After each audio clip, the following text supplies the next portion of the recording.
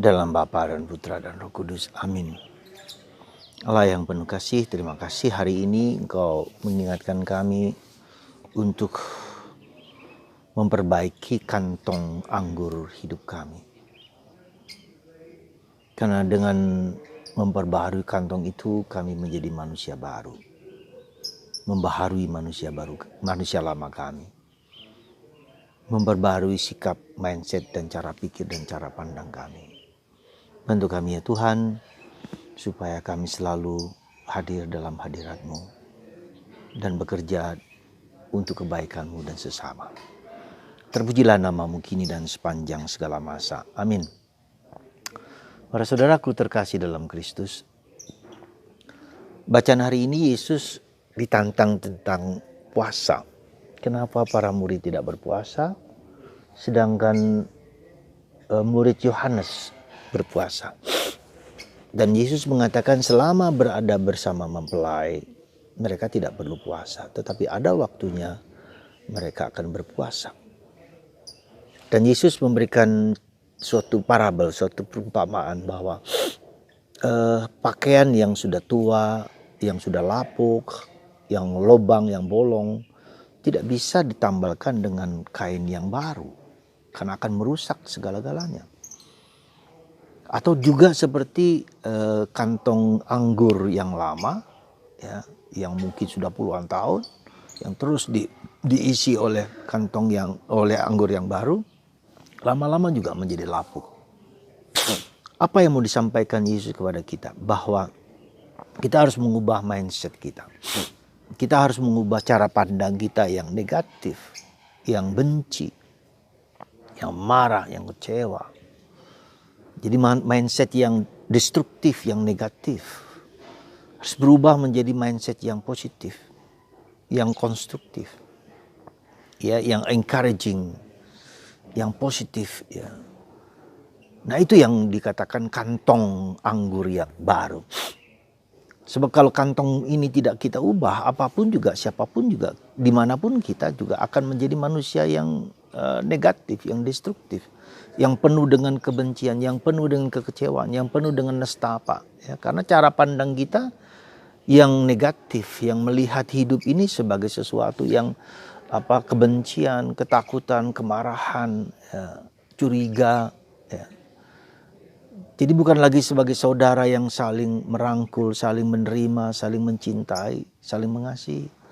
Bukan homo homini lupus, orang lain bukan serigala bagiku, tapi menjadi saudara bagiku. Siapapun juga, agama apapun juga, ya. Kemudian suku apapun juga, diskriminasi itu harus menjadi sesuatu yang harus dilenyapkan dari muka bumi meskipun hampir tidak mudah. Tapi itulah bahwa kita diciptakan sebagai anak Allah yang baik, yang dicintai, yang dikasihi, yang disayangi siapapun juga. Ya. Meskipun kemudian kita harus bergaul ya dengan semua orang sebagai saudara. Jadi itulah prinsip mindset kita yang harus berubah. Cara pikir dan cara pandang hidup kita yang harus berubah. Cara sikap, cara perilaku kita bersama menghadapi orang lain juga menghadapi Tuhan. Bahkan di tengah penderitaan sekalipun, ya, maka kalau kita perhatikan bagaimana Ayub yang dihancur leburkan semua yang dia banggakan dihancurkan, anak-anaknya, hartanya, ya, bahkan istrinya pun menghujat dia. Tetapi Ayub tidak mundur, ya. Tapi kemudian meskipun demikian dia diubah, dimurnikan motivasinya. Dia masih tetap merasa bangga, tetap merasa angkuh, tetapi kemudian dia mulai sadar. Di manakah aku ketika Tuhan menciptakan alam semesta, katanya. Aku tidak ada di sana. Apa yang kubanggakan tidak ada ketika Tuhan menciptakan aku, ketika Tuhan menciptakan orang tuaku, ketika Tuhan menciptakan segala sesuatu. Di manakah aku? Apakah aku menentukan hidup manusia? Tidak juga. Sehebat, sekaya, luar biasa apapun.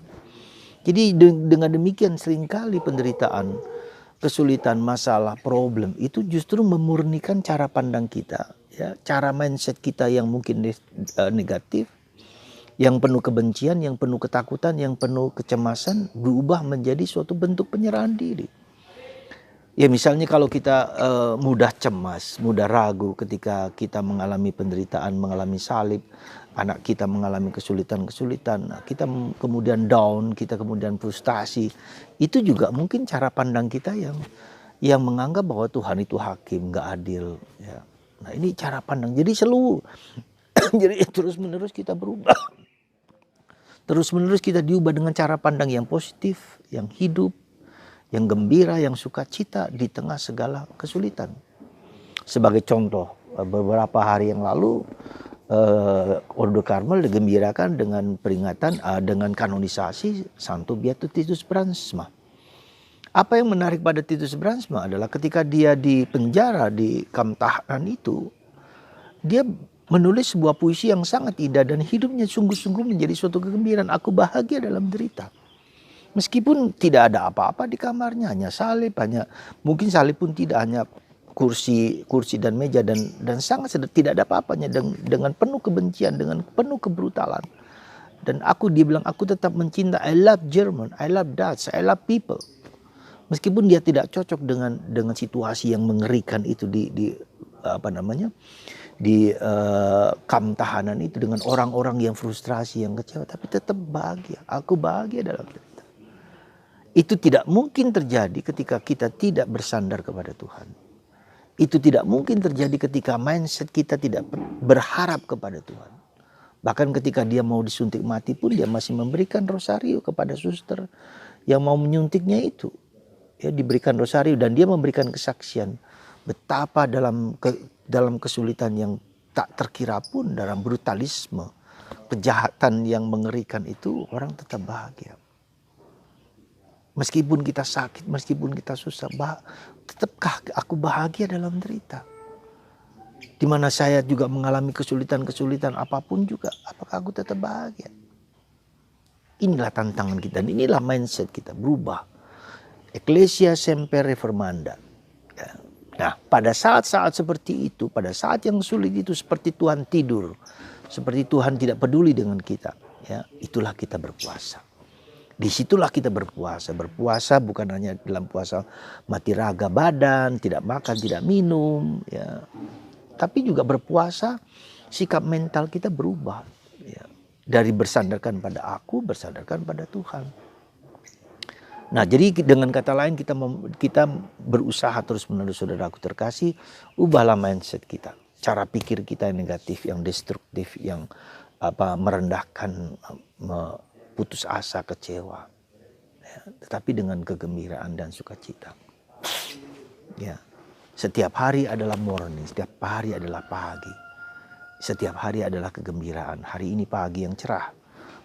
Bunyi kokokan ayam, suara burung lovebird di dekat kita ini.